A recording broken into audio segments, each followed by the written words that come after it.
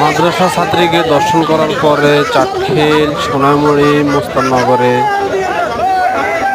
মাদ্রাসা প্রধান শিক্ষককে জনগণে গণদোলাই দেয়। গণদোলাই দেওয়ার পরে প্রশাসনের খবর দিই, প্রশাসনের হাতে হস্তক্ষেপ দেওয়ার সময় মানুষে অনেক মারধরের চেষ্টা করছে, কিন্তু প্রশাসন সঠিকভাবে সেটা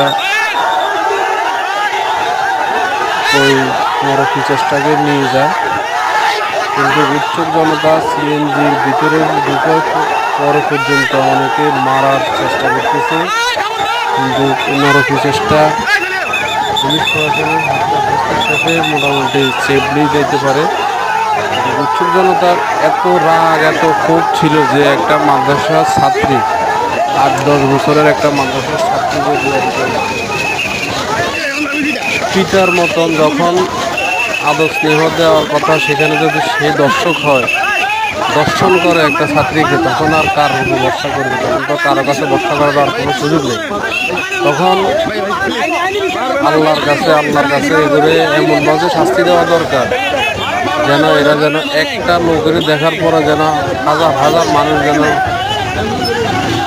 শিক্ষা গ্রহণ, একটা থেকে যেন হাজার হাজার মানুষ শিক্ষা গ্রহণ করে। এবং পুলিশ প্রশাসনের দৃষ্টি আকর্ষণ করছি যে এমন একটা শাস্তি দেওয়া হোক যেন একটা থেকে 1000 মানুষ, 2000 মানুষ যেন শিক্ষা গ্রহণ করতে পারে।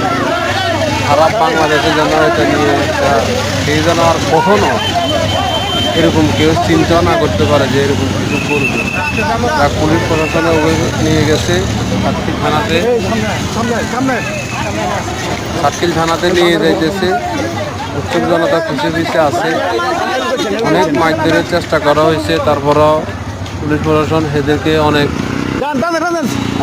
কন্ট্রোলে নিয়ে আসছে। জনগণকে লাঠি চার্জ করে দৌড়ায়, দাঁড়ায়, লাফায়, পিডি পাড়ে ক্লিয়ার করে এলাইছে সাইড।